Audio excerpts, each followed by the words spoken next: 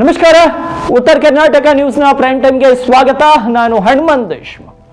ನಿಜವಾದ ಭಾರತೀಯನಾದವನು ಈ ರೀತಿ ಮಾತನಾಡುವುದಿಲ್ಲ ಅಂತ ಭಾರತೀಯ ಸೇನೆ ಬಗ್ಗೆ ಸಂಸದ ಮತ್ತು ವಿರೋಧ ಪಕ್ಷದ ನಾಯಕ ರಾಹುಲ್ ಗಾಂಧಿ ನೀಡಿರುವ ಹೇಳಿಕೆಗೆ ಸುಪ್ರೀಂ ಕೋರ್ಟ್ ಛೀಮಾರಿಯನ್ನ ಹಾಕಿದೆ.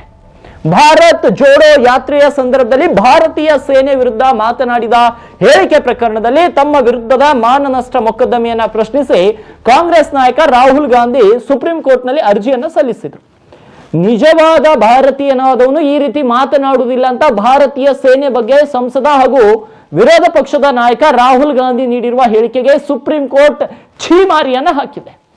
ಭಾರತ್ ಜೋಡೋ ಯಾತ್ರೆಯ ಸಂದರ್ಭದಲ್ಲಿ ಭಾರತೀಯ ಸೇನೆ ವಿರುದ್ಧದ ಮಾಡಿದ ಹೇಳಿಕೆ ಪ್ರಕರಣದಲ್ಲಿ ತಮ್ಮ ವಿರುದ್ಧದ ಮಾನನಷ್ಟ ಮೊಕದ್ದಮೆಯನ್ನ ಪ್ರಶ್ನಿಸಿ ಕಾಂಗ್ರೆಸ್ ನಾಯಕ ಸುಪ್ರೀಂ ಕೋರ್ಟ್ನಲ್ಲಿ ಅರ್ಜಿಯನ್ನು ಸಲ್ಲಿಸಿದ್ರು. ಸೋಮವಾರ ನಡೆದಂತಹ ವಿಚಾರಣೆಯ ಸಂದರ್ಭದಲ್ಲಿ ನ್ಯಾಯಾಲಯವು ರಾಹುಲ್ ಗಾಂಧಿಯ ಹೇಳಿಕೆಯನ್ನ ಖಂಡಿಸಿ ಚೀನಾ 200,000 ಕಿಲೋಮೀಟರ್ನಷ್ಟು ಭಾರತದ ಭೂಮಿ ವಶಪಡಿಸಿಕೊಂಡಿದೆ, ನಿಮಗೆ ಹೇಗೆ ಗೊತ್ತು, ನೀವು ನಿಜವಾದ ಭಾರತೀಯರಾಗಿದ್ರೆ ನೀವು ಈ ರೀತಿ ಹೇಳುತ್ತಿರಲಿಲ್ಲ ಅಂತ ಛೀಮಾರಿ ಹಾಕಿದೆ. ವಿಚಾರಣೆ ಸಂದರ್ಭದಲ್ಲಿ ನ್ಯಾಯಮೂರ್ತಿ ದೀಪಂಕರ್ ದತ್ತಾ ಮತ್ತು ನ್ಯಾಯಮೂರ್ತಿ ಎ.ಜಿ. ಮಸಿಹಾ ಅವರ ಪೀಠವು ರಾಹುಲ್ ಗಾಂಧಿ ಅವರ ಹೇಳಿಕೆಗೆ ಭಿನ್ನಾಭಿಪ್ರಾಯ ವ್ಯಕ್ತಪಡಿಸಿತ್ತು. ರಾಹುಲ್ ಗಾಂಧಿ ಪರವಾಗಿ ಹಾಜರಾದ ಹಿರಿಯ ವಕೀಲ ಅಭಿಷೇಕ್ ಮನು ಸಿಂಘ್ವಿ ಮತ್ತು ವಿರೋಧ ಪಕ್ಷದ ನಾಯಕರೊಬ್ಬರು ಸಮಸ್ಯೆಗಳನ್ನು ಎತ್ತಲು ಸಾಧ್ಯವಾಗದಿದ್ರೆ ಅದು ದುರಾದೃಷ್ಟಕರ ಪರಿಸ್ಥಿತಿ ಅಂತ ಆರಂಭದಲ್ಲಿ ವಾದಿಸಿದ್ರು. ಇದಕ್ಕೆ ನ್ಯಾಯಮೂರ್ತಿ ದತ್ತಾ ಪ್ರತಿಕ್ರಿಯಿಸಿ, ನೀವು ವಿರೋಧ ಪಕ್ಷದ ನಾಯಕರು ಸಂಸತ್ನಲ್ಲಿ ಏನಾದರೂ ಹೇಳಿ, ನೀವು ಅದನ್ನ ಸಾಮಾಜಿಕ ಮಾಧ್ಯಮದಲ್ಲಿ ಏಕೆ ಹೇಳ್ತೀರಿ ಅಂತ ಪ್ರಶ್ನೆಯನ್ನ ಮಾಡಿದ್ದಾರೆ. ಇನ್ನು 2022 ಸಂದರ್ಭದಲ್ಲಿ ಭಾರತ ಚೀನಾ ಸಂಘರ್ಷ ಕುರಿತು ಅವರ ಹೇಳಿಕೆಗಳು ಭಾರತೀಯ ಸೇನೆಯ ಮಾನಹಾನಿ ಮತ್ತು ಸ್ಥೈರ್ಯವನ್ನ ಕುಗ್ಗಿಸಿವೆ ಅಂತ ಅವರು ದೂರಿನಲ್ಲಿ ಆರೋಪವನ್ನ ಮಾಡಿದ್ದಾರೆ. ಅರುಣಾಚಲ್ ಪ್ರದೇಶದಲ್ಲಿ ಚೀನಾ ಸೇನೆಯು ಭಾರತೀಯ ಸೈನಿಕರನ್ನ ಥಳಿಸುತ್ತಿದೆ ಮತ್ತು ಮಾಧ್ಯಮಗಳು ಅದನ್ನ ಪ್ರಶ್ನಿಸುತ್ತಿಲ್ಲ ಅಂತ ಅವರು ಹೇಳಿದ್ರು.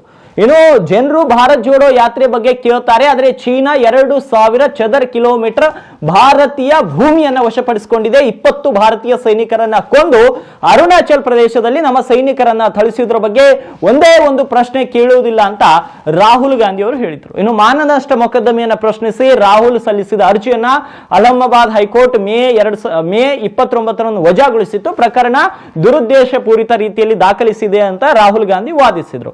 ರಾಹುಲ್ ಗಾಂಧಿ ಅವರ ಅರ್ಜಿಯ ಮೇರೆಗೆ ಸುಪ್ರೀಂ ಕೋರ್ಟ್ ಉತ್ತರ ಪ್ರದೇಶ ಸರ್ಕಾರ ಮತ್ತು ದೂರುದಾರಿಗೆ ನೋಟಿಸ್ ಜಾರಿ ಮಾಡಿದೆ. ಸುಪ್ರೀಂ ಕೋರ್ಟ್ ರಾಹುಲ್ ಗಾಂಧಿಗೆ ರಿಲೀಫ್ ನೀಡಿದೆ ಮತ್ತು ಕೆಳ ನ್ಯಾಯಾಲಯದಲ್ಲಿ ಮಾನನಷ್ಟ ಪ್ರಕರಣದ ವಿಚಾರಣೆ ತಡೆ ನೀಡಿದೆ ಮತ್ತು 3 ವಾರಗಳ ನಂತರ ವಿಚಾರಣೆಗೆ ಸಮಯವನ್ನ ನಿಗದಿ ಮಾಡಿದೆ. ಆದ್ರೆ ಇಲ್ಲಿ ನಾವೆಲ್ಲರೂ ಗಮನಿಸಬೇಕಾಗಿರೋದು ಏನು ಅಂದ್ರೆ, ರಾಹುಲ್ ಗಾಂಧಿ ದೇಶದ ಬಗ್ಗೆ ಮತ್ತು ದೇಶದ ಜನರನ್ನ ಮತ್ತು ದೇಶದಲ್ಲಿರುವಂತಹ ಕೆಲವೊಂದಿಷ್ಟು ಸಂಪನ್ಮೂಲಗಳನ್ನ ಕೆಲವೊಂದಿಷ್ಟು ಸಮುದಾಯಗಳನ್ನ ಅವಹೇಳನ ಮಾಡುವುದರಲ್ಲಿ ಯಾವತ್ತೂ ಕೂಡ ಅವ್ರು ಹಿಂದೆ ಸರಿದಿಲ್ಲ.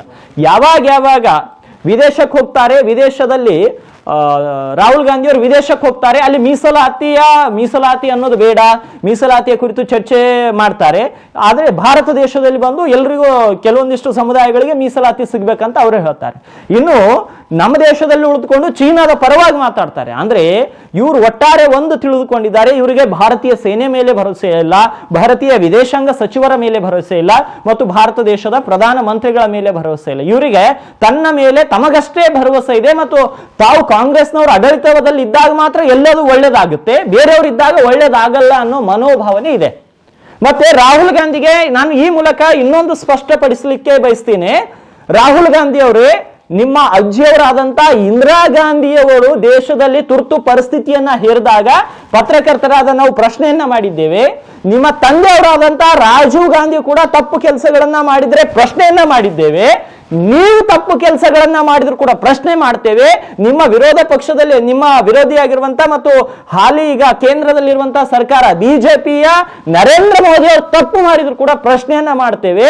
ನಿಮ್ಮದು ರಾಜಕಾರಣ 5 ವರ್ಷಕ್ಕೊಂದ್ಸಲ ಬದಲಾಗುತ್ತೆ ವಿನಾ ಪತ್ರಕರ್ತರು ಬದಲಾಗುವವರಲ್ಲ. ಪತ್ರಕರ್ತರಿಗೆ ದೇಶದ ಹಿತ ಮುಖ್ಯ. ಅದಕ್ಕಾಗಿ ನಾವು ದೇಶದ ಹಿತಕ್ಕೆ ಏನು ಒಳಿತಾಗುತ್ತೋ ಅದರ ದೇಶದ ಹಿತಕ್ಕೆ ಏನ್ ಬೇಕೋ ಅದಕ್ಕೆ ಕುರಿತು ನಾವು ಪ್ರಶ್ನೆ ಮಾಡ್ತೀವಿ ವಿನಃ ನಿಮ್ಮ ತರಹ ತಲೆ ಬುರುಡೆ ಇಲ್ಲದ ಹೇಳಿಕೆಗಳ ಕುರಿತು ನಮಗೆ ಚರ್ಚೆ ಮಾಡಲಿಕ್ಕೆ ಸಮಯವಿಲ್ಲ ಅನ್ನೋದನ್ನ ನಾನು ಮತ್ತೊಮ್ಮೆ ನಿಮಗೆ ನೆನಪಿಸ್ತಾ ಇದ್ದೇನೆ.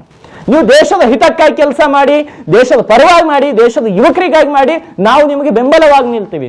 ಸುಮ್ಮನೆ ಕೆಲ ಕಾರ್ಯಕ್ರಮಗಳಲ್ಲಿ ಮೈಕ್ ಸಿಗುತ್ತೆ ಅನ್ನೋದು ಏನ್ ಬೇಕಾದ್ರೆ ಅದು ಹೇಳೋದು, ನರೇಂದ್ರ ಮೋದಿ ಅವ್ರ ಬಗ್ಗೆ ಮಾತ್ರ ಮೀಡಿಯಾಗಳು ಮಾತಾಡ್ತವೆ, ನಮ್ಮ ಬಗ್ಗೆ ಮಾತಾಡಲ್ಲ ಅಂತ ಮತ್ತೆ ನಮ್ಮ ವಿರುದ್ಧವೇ ಹೇಳಿಕೆ ಕೊಡೋದು ಸರಿಯಲ್ಲ. ನೀವು ಜನಪರ ಕೆಲಸ ಮಾಡಿ, ನಿಮಗೂ ಶಬಾಷ್ಗಿರಿ ಕೊಡ್ತೀವಿ, ನಿಮಗೂ ಹೊಗಳ್ತೀವಿ, ನಿಮಗೂ ಜನನಾಯಕ ಅಂತ ಬಿಂಬಿಸ್ತೇವೆ. ಪ್ರತಿ ಸಲ ನೀವು ಮಾಧ್ಯಮಗಳನ್ನ ದೂಷಿಸೋದು ಸರಿಯಲ್ಲ. ನೀವು ಒಳ್ಳೆ ಕೆಲಸ ಮಾಡಿ ನಿಮಗೂ ತೋರಿಸ್ತೀವಿ, ನೀವು ಕೆಟ್ಟ ಕೆಲಸ ಮಾಡಿದ್ರು ತೋರಿಸ್ತೀವಿ, ಅವ್ರು ಒಳ್ಳೇದು ಮಾಡಿದ್ರು ತೋರಿಸ್ತೀವಿ, ಅವ್ರು ಕೆಟ್ಟದ್ದು ಮಾಡಿದ್ದು ತೋರಿಸ್ತೀವಿ. ಜನರಿಗೆ ಏನಾದ್ರೂ ಮೋಸ ಆಗಿದ್ರೆ ನಿಮ್ ಇಬ್ಬರಿಗೂ ಎದುರು ಹಾಕೊಂಡು ವಿರೋಧ ಕೂಡ ಮಾಡ್ತೀವಿ. ನಾವು ಯಾರಿಗೂ ಹೆದರೋರಲ್ಲ. ಇದನ್ನ ಒಂದ್ಸಲ ಅರ್ಥ ಮಾಡ್ಕೊಳ್ಳಿ.